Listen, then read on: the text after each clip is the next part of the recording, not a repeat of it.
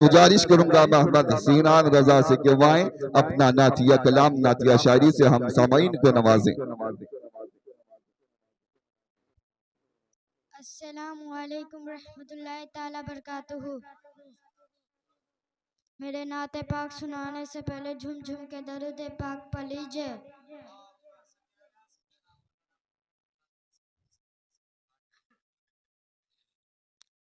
मेरी बात बन गई है,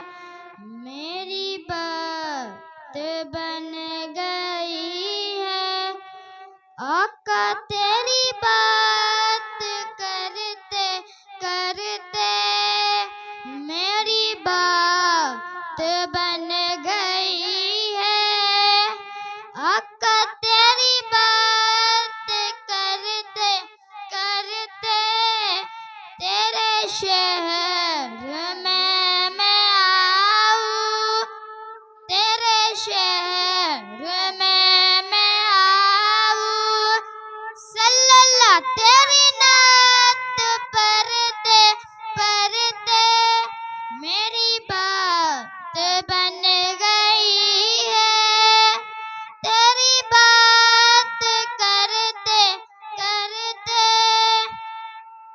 किसी चीज की तलब है, किसी चीज की तलब है, न है आरज़ू भी कोई, तूने इतना तो भर दिया है, तूने इतना तो भर दिया है, कशकोर भरते भरते कशकोर भरते भरते मुझे जिंदगी मिली है, तूने इतना तो भर दिया